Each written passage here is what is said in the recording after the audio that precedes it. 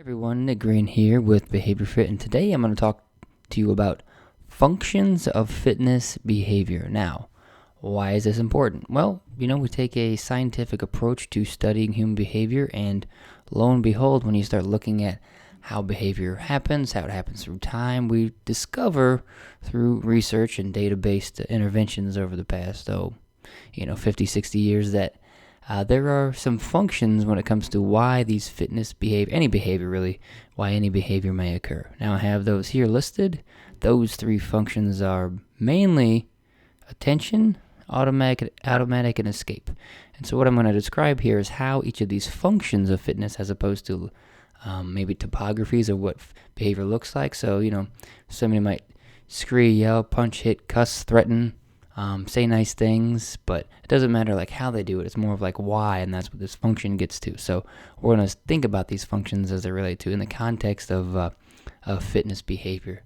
Now, what I kind of alluded to here is that there is a key when it comes to looking at these fitness behaviors. So the key here is that if we're looking at things scientifically, is that behavior happens through time. So there is a beginning, a middle, and an end, right? So if you think about those three kind of phases here. The middle is where that fitness behavior, where that fitness event, those things, those health-related activities, those are happening. That's what we're doing in the moment. So when we begin to look at it, we know that the behavior is occurring in the middle, but what happens at the beginning, technical term here, we like to call antecedents. An A or E, we'll just make it look blurry. But antecedents occur before any behavior. So for an example, maybe before fitness related behavior. So walking to the gym, what has to be available for you to walk into the gym? The gym itself, right? It sounds silly, but looking at how these things happen over time is important when we begin looking at the function, the key component here, the piece that comes after behavior, the consequences. So again, we're looking at the antecedents here. We'll kind of get a little ahead of you. Antecedents happening before fitness behavior. What happens after? Those are consequences. And that's where we make our money as behavior analysts. We look at the consequences. What is happening after behavior? What is maintaining behavior? Things are either increasing or things are decreasing. We're either reinforcing things or we are punishing activities, punishing behaviors. But for the most part, we're going to be speaking about these three functions as they relate to reinforcing behavior. But there'll be some examples that might creep in later when it comes to maybe punishing or avoiding certain things. Now, another key thing here is that when it comes to looking at these consequences now are going to be tied to, consequences that are delayed or consequences that are happen immediate. So a lot of the times we are very well aware of some things that are kind of immediately happening after we engage in some type of fitness-related behavior, because we can correlate that right away. I did something, you talk back, immediate, right? That was likely some type of functional relation there. Now, when it comes to looking at those delayed consequences, that gets a little tricky, and we'll go ahead and walk those through with these functions here. So consequences as they relate to that fitness behavior at the top here can either be immediate or they can be delayed. So when we, if you're listening to this, it might be helpful to look at the video version of this, but I'll go ahead and explain it as best as I can. So if we have attention, automatic, and escape down the left column, and then we have immediate and delayed and two middle and right columns here, we begin to look at, okay, what are possible consequences that are attention-based and immediate. And when we think of attention as a function of behavior, really we're talking about social attention. What are our friends, peers, coworkers, coaches? What are they giving us attention for? And what are those immediate things that may occur? They could be something as simple as let's say, a head nod, a gesture, a thumbs up, just to tell us, oh wow, you did.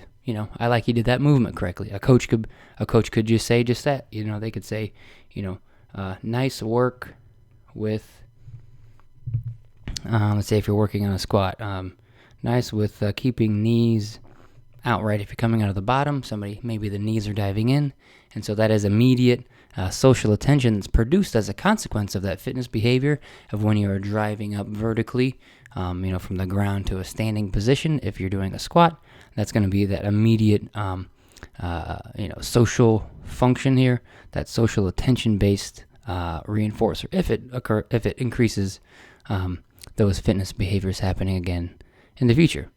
Now, what is something that could be delayed? A delayed attention-based consequence that could maintain these fitness behaviors. Well, largely, if nobody's there with you in the moment, in the training environment, providing immediate consequences that are social in nature, they're going to be kind of contingent on some type of maybe permanent product, what we might say here in behavioral terms, something that's produced as a result of fitness behaviors. What are these? These are the selfies, right? These are, you're taking a picture of your gains, you're taking a picture of your weight loss, you're taking a picture of your new curves, your new bulk, whatever it is, whatever your goal is, you're highlighting that to people. So those delayed attention-based consequences related to these fitness behaviors are going to be, maybe the likes on social media, right? A person, well, sometimes there's bots out there now, but people are telling you, I like what's going on there. That looked like a good workout. So likes on social media, you get a wow, that was heavy. That was a huge PR, something like that, right? So those are kind of that social-based attention, very delayed, right? So you did, say you hit that lift, you hit that clean and jerk and training session, but you don't get feedback. You don't get that consequence isn't produced until you post it on social media or you talk to somebody about it maybe a day later. So those are kind of those delayed attention-based functions of fitness behavior. So that's function number one. Function number two, automatic. This is kind of an odd one to think about, but sometimes, maybe some actions and activities aren't maintained, say we're somebody that doesn't really pay attention to as many social, cues or social feedback. Maybe we just like working out for the sake of working out. So what are the automatic, immediate reinforcers that we do see that are produced immediately in the environment? So let's say if we take a kind of a standard Globo Gym training environment, something that is automatic in nature, it could be your own reflection when you're working out, doing the curls, working on the gun show, right? So there is an immediate feedback piece of you're working on your guns. You can see the striations in your shoulders, whatever it is. That could be an automatic consequence as a function of you're lifting and working out. So basically, you seeing yourself working out is automatically maintaining you kind of working out at the same place, working out with the same dumbbells, whatever it is, right? That would be more of a behavioral interpretation of, people think that, oh, you're so vain, or, you just can't get enough of yourself, or you're so egotistical. Like, well, maybe it's just simply, if I'm a scientist here and thinking about this pragmatically, maybe it's just a reflection and you're getting the immediate feedback and it's just automatically maintained behavior and we don't have to say anything more than that, right? So that would be like an immediate example of, say, the mirror reflection here to put on our chart. So you get the mirror reflection. Again, I'm just writing these down on the iPad, keeping track. So I got the mirror reflection automatic. What else is there?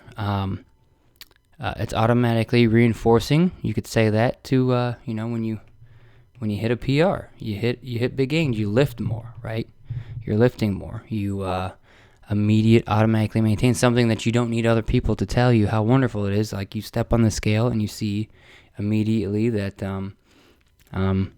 say you lost, maybe you lost 2 pounds of water weight, right?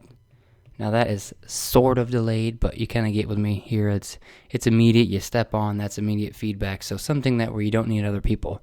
Those are going to be that immediate automatic functions of behavior. Now what's something that could be delayed? That's going to be more of, the delayed automatic reinforcers of, maybe learning a new skill that's going to take a lot of time.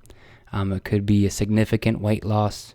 Let's say if you're losing, 20 to some people, lose hundreds of pounds. That's a very delayed, automatically reinforcing, function of behavior. Or it could be something with, If we're looking at weight loss, if we're looking at hitting a big PR, something delayed and automatically reinforcing that after maybe, I've heard of people hitting the walls, and you could be working on, improving your Olympic lift, let's say the snatch, right? So maybe it takes somebody years just to add on 5 kilograms to their PR, and that in and of itself could function as a delayed automatic reinforcer when it comes to maintaining those fitness behaviors. And remember, here we're talking about the consequence side, things that follow the behavior that help us maintain those fitness activities in the future. So we have attention, we have automatic, and the third one here, let's go ahead and look at escape. So now escape sounds kind of odd. This function, most of the time when you hear about it, is more it makes more sense like if you're in a school setting and, let's say a kid is tired of doing these hard worksheets and they want to be done. And so what do? Instead of asking nicely to leave the room, they run out of the room. They are literally escaping the task, the aversive environment. They are breaking at their pencil. Oops, I can't do it anymore. I escaped from the task. And then you get this whole, this whole charade of, now we're giving all this attention to a kid that's not doing the worksheet anymore. But that's kind of a common example. But if you think about it, apply it to the gym here. Escape function for fitness behavior, something that, something that you are literally escaping from in the moment. If you're working out, could be something as simple as this. So in the video here, I'm wearing headphones to hear feedback. But what this does is this actually helps me escape the background noise, escapes all the chatter behind you, right? So in my gym at Three Kings Athletics, you got people in open gym, they're jamming. They don't want to hear, they don't necessarily want to hear all the instructions from the coach. Maybe they just want to zone in. So really, they're getting, access to their own, music and everything, which is cool. But really, I think a big part of that function is they're escaping the noise of everything else. So you could think about headphones when you're working out.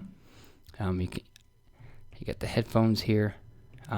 Something also to just escape. Let's say if it's a coaching athlete situation, there could be something as simple as like somebody saying, "I quit."